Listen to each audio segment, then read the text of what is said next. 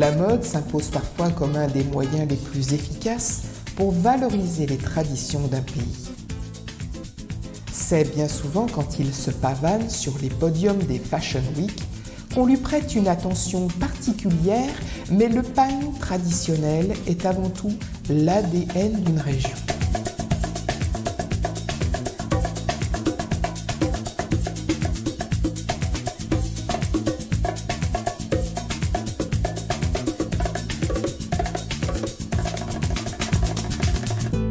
Appelée Sata au nord du Togo, ou encore Lokpo au sud, cette étoffe raconte l'histoire de celui qui la porte. C'est une manière de révéler aux autres sa richesse ou simplement de se démarquer. Héritage venu des voisins de l'Ouest et notamment des nombreuses migrations depuis le Ghana, le tissage du pagne est entré dans le quotidien.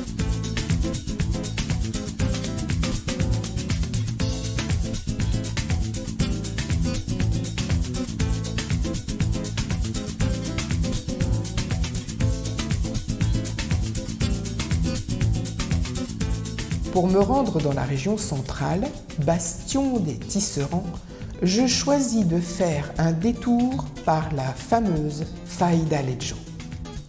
Le passage dans la roche semble avoir été tranché à coups de machette. On doit cet ouvrage aux Allemands qui voulaient se faciliter l'accès vers le Burkina Faso et le Niger au début du XXe siècle. Ils n'avaient bien évidemment pas prévu l'augmentation du trafic. Depuis, un contournement permet aux gros porteurs d'éviter les fréquents accidents sur cette route étroite et sinueuse.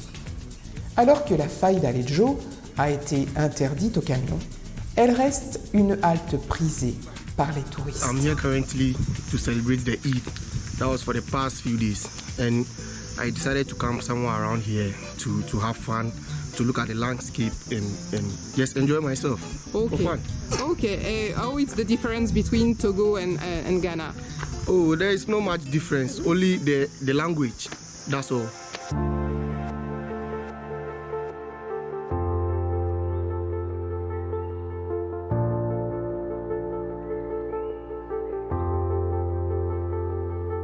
Situé à 15 km plus au nord, au pied des monts Assoli, Bafilo attire voyageurs et commerçants des 3 pays voisins.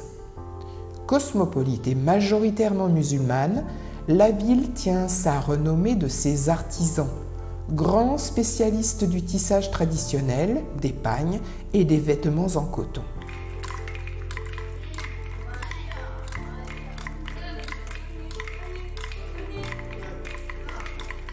Alors qu'il compte habituellement une 50aine de postes de travail, le centre artisanal est au plus calme pendant la période de la fête de Tabaski. Les jeunes apprentis se font alors la main sur les métiers à tisser, laissés vacants.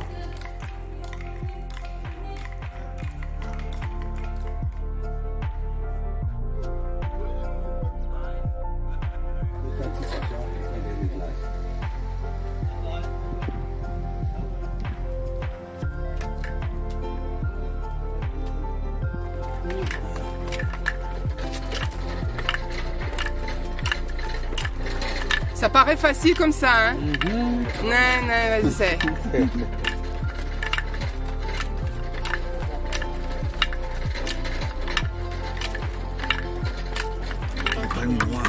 Ah, comme tes amis là. oui. C'est plus joli la couleur, mais le noir là c'est bien parce que ça fait une base aussi. Hein. N'est-ce pas?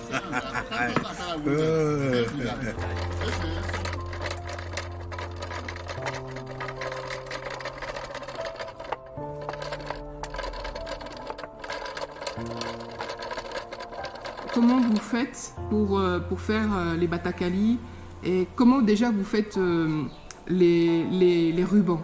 Ça marche comment? Oui. Pour nous avoir, nous payons les fils, on les roule on les roule dans des grandes canettes, on sort dehors, on trace.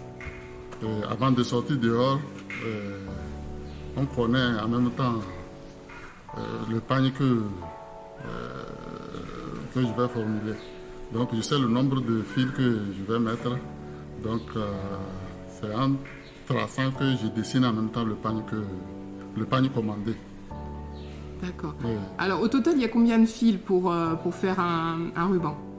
Oui, ça dépend de la modalité. Donc, mais ça varie entre 130, 260 et 300. D'accord. Et donc, quand vous faites une bobine de fil, il y a combien de mètres de ruban quand vous allez tisser? Quand vous finissez le tissage, une bande fait 1,72 m. Mais quand vous voulez obtenir un pagne, ça fait 1,72 m x 12. D'accord. Et donc là, c'est ce qui permet de faire prioritairement les batakali? Oui, c'est en fonction de ça qu'on fait les sacs, les batakali, les pagnes pour dames.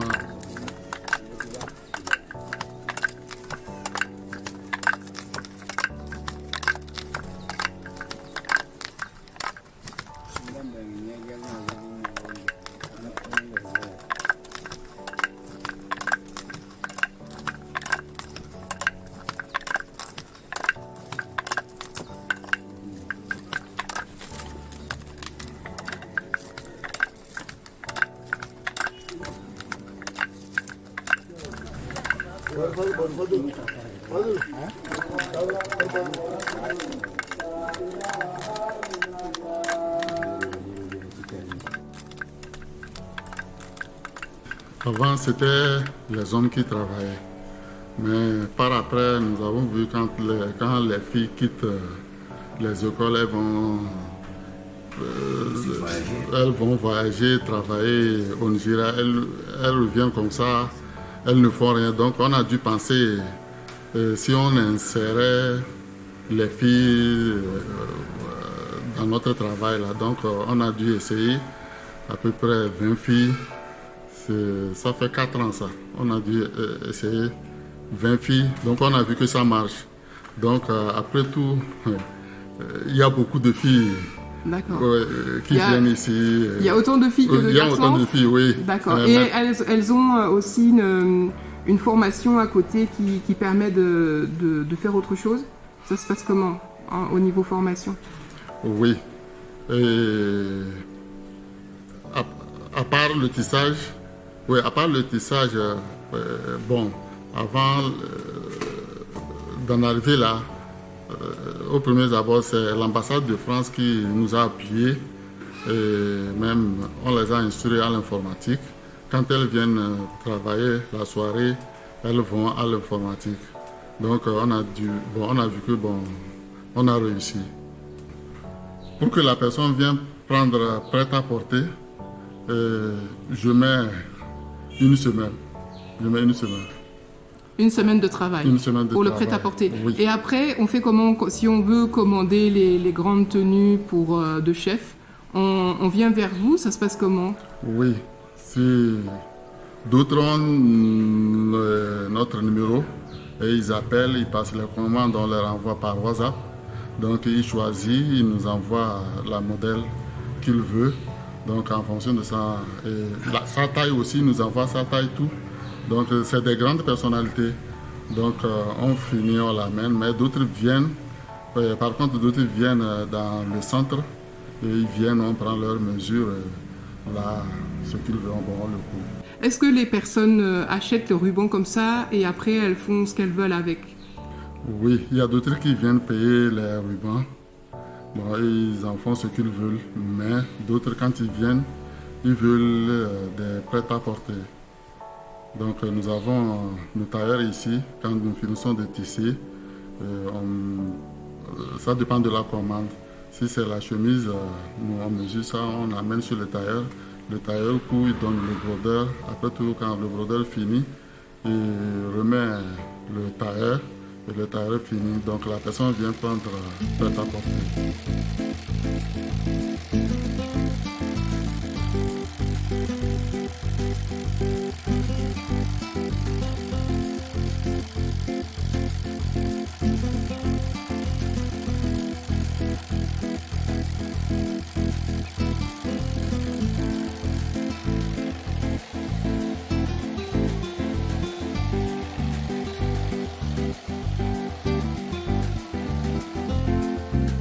Nous avons nos amis qui viennent payer les pagnes ici, et du coup, ils amènent dans des marchés au Togo, partout.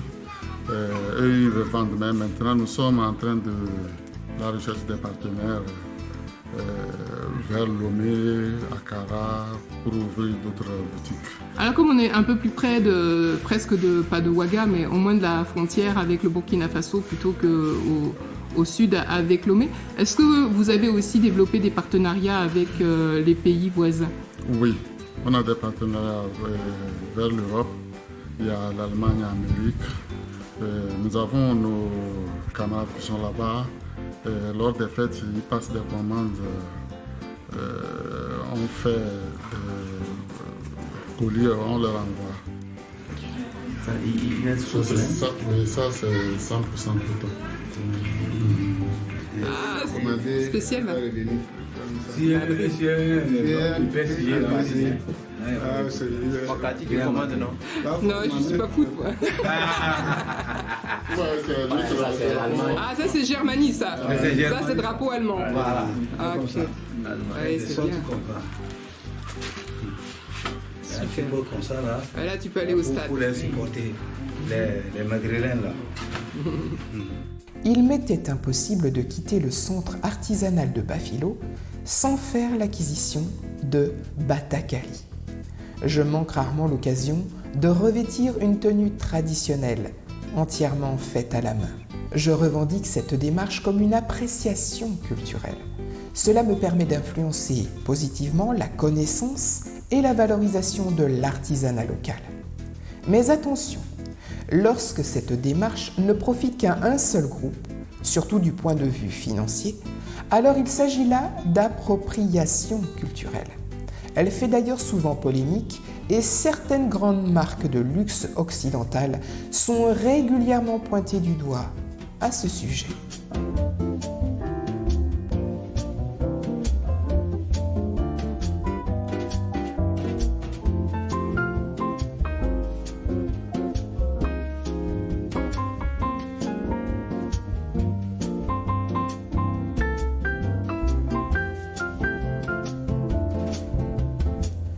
En poursuivant le cap au nord, après la ville de Kara, entre Niamtougou et Kanté, Défalé appelle le voyageur à découvrir un autre centre d'intérêt.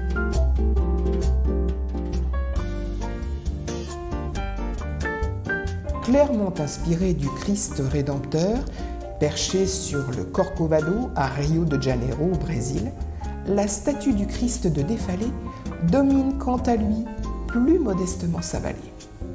Sans vouloir prétendre aux 800 000 visiteurs annuels que génère l'original, l'endroit mérite pour autant de s'y attarder pour embrasser du regard la beauté du paysage.